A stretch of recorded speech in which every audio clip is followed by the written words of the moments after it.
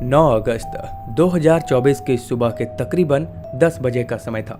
कोलकाता के आरजी कर medical college hospital से एक फ़ोन कॉल आया। फ़ोन कॉल उठाने वाले व्यक्ति की आवाज़ में घबराहट साफ झलक रही थी। फ़ोन के दूसरी तरफ से आवाज़ आई, क्या आप लेडी डॉक्टर के पिताजी बात कर रहे हैं? तब उन्होंने हाँ में जवाब दिया। इसके बाद सामने वाले की बात सुनकर उस पिता के पैरों तले से जमीन खिसक गई। उसने कहा, जितनी जल्दी हो सके आप अस्पताल पहुंचिए, आपकी बेटी की तबीयत बहुत ज़्यादा खराब है। पिता को इस खबर पर यकीन नहीं हुआ। उनकी बेटी, जो एक समर्पित डॉक्टर थी, रात में बिल्कुल ठीक थी। अचानक से उसे ऐसा क्या हो गया? वह कुछ पूछ पाते इससे पहले ही फ़ोन कट गया। पिता ने घबराहट में दोबारा फ़ोन कॉल किया और लड़खड़ाती हुई आवाज़ में पूछा, मेरी बेटी को क्या हुआ है? उधर से जवाब मिला, साहब, आपकी बेटी ने अपनी जीवन लीला समाप्त कर ली है। यह शब्द सुनते ही पिता की आंखों में आंसू उमड़ आए। उनकी बेटी, जो हमेशा मुस्कुराती रहती थी, जिसने हर दिन न जाने कितने मरीजों को नया जीवन दिया, वह अब इस दुनिया में नहीं रही। बेटी की खबर सुनते ही माँ भी फूट फूट कर रोने लगी।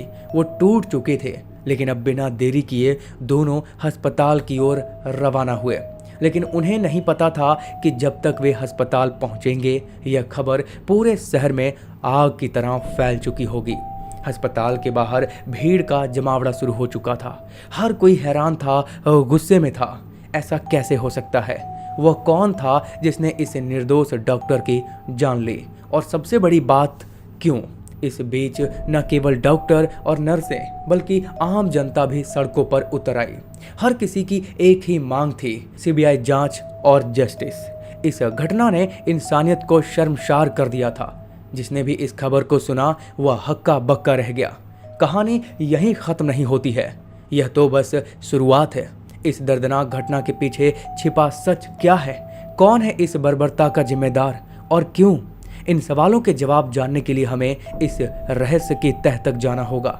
आज की सच्ची घटना आरजी कर मेडिकल कॉलेज की है। एक ऐसी सच्ची घटना जिसने पूरे देश को हिला कर रख दिया। यह कहानी कोलकाता की है, जहां एक बेहद मेधावी और समर्पित महिला डॉक्टर, जो चेस्ट मेडिसिन विभाग की पोस्ट ग्रेजुएट छात्रा थी और अपने पेशेवर जीवन में नई ऊंचाइयों को छू रही थी। यह महिला डॉक्टर, जिसने अपने जीवन के अंतिम क्षणों में अत्यधिक यातनाएं सही, एक साधारण परिवार से आई थी। बचपन से ही उसे शिक्षा का महत्व समझ में आ चुका था और उसने अपनी मेहनत और लगन से मेडिकल की पढ़ाई पूरी की। यह अपने माता पिता की उम्मीदों का केंद्र बिंदु बन चुकी थी और परिवार में पहली डॉक्टर बनने का गौरव हासिल कर रही थी। उसकी सफलता न केवल उसके परिवार के लिए गौरव की बात थी, बल्कि वह अपने समुदाय के लिए भी प्रेरणा बन चुकी थी। मेडिकल कॉलेज में उसने खुद को साबित करने के लिए कड़ी मेहनत की। उसे हमेशा से ही मरीजों की सेवा करने की प्रेरणा थी और उसने अपने परीक्षण के दौरान जूनियर्स और सीनियर्स के साथ मिलकर काम किया। वह हमेशा मुस्कुराते हुए मरीजों की देखभाल करती थी और अपने काम के प्रति समर्पित थी। लेकिन कोई नहीं जानता था कि एक दिन यही समर्पण उसे भयानक अंत की ओर ले जाएगा। 2024 8 अगस्त की रात को लगभग 11 बजे उसे उसकी माँ का फोन कॉल आया। माँ ने हर रोज की तरह अपनी बेटी की खैर खबर ली। डॉक्टर ने फिर मुस्कुराते हुए जवाब दिया, माँ, मैं ठीक हूँ।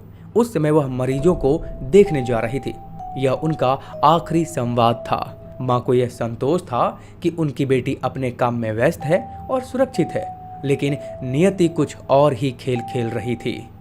रात 12 बजे के आसपास, जब सभी लोग अपनी थकान मिटाने के लिए सोने की तैयारी कर रहे थे, डॉक्टर अपने 2 जूनियर सहयोगियों के साथ बैठकर हंसी मजाक के बीच खाना खाया। खाना खाने के बाद उन्होंने कहा कि वे काफ़ी थकी हुई हैं और अब सोने के लिए चौथी मंजिल पर स्थित सेमिनार हॉल में जा रही हैं। किसी ने सोचा भी नहीं था कि वह आखिरी बार होगा जब वह किसी के साथ मुस्कुराते हुए देखी गई।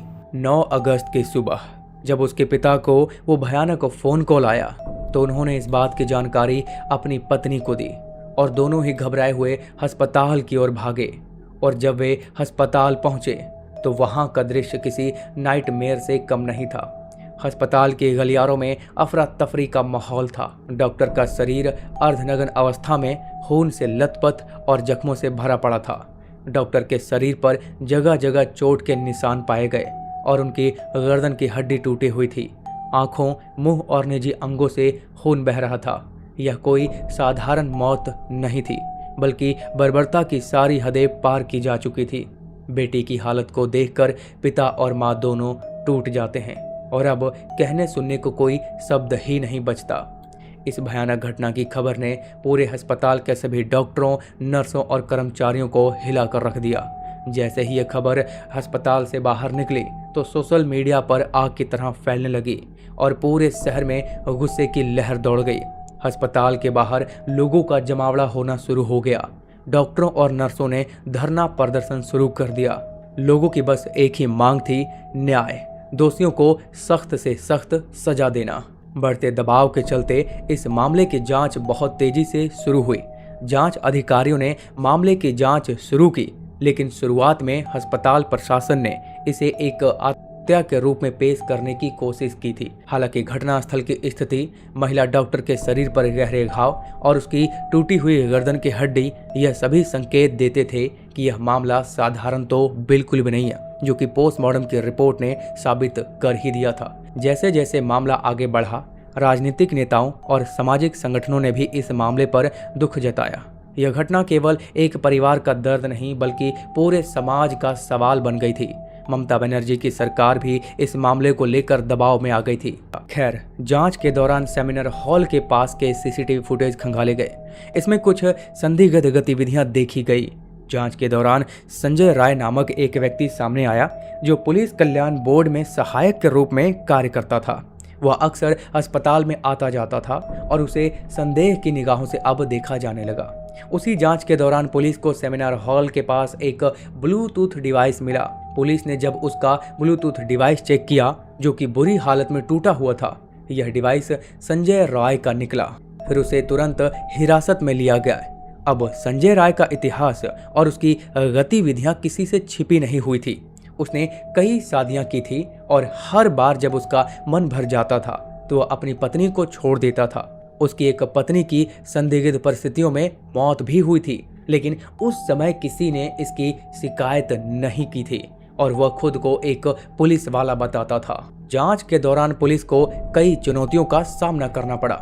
संजय राय की गिरफ्तारी के बाद उसने पहले तो किसी भी अपराध को स्वीकार नहीं किया, लेकिन बाद में जब उसे कड़ी पूछताछ का सामना करना पड़ा तो उसने अपने अपराधों को कबूल कर लिया। 8 अगस्त की रात संजय राय ने शराब के नशे में धुत होकर उस महिला डॉक्टर पर हमला किया। उसने पहले उसे बुरी तरीके से मारा, फिर उसके साथ दुष्कर्म किया और अंत में उसकी जीवन लीला समाप्त कर दी।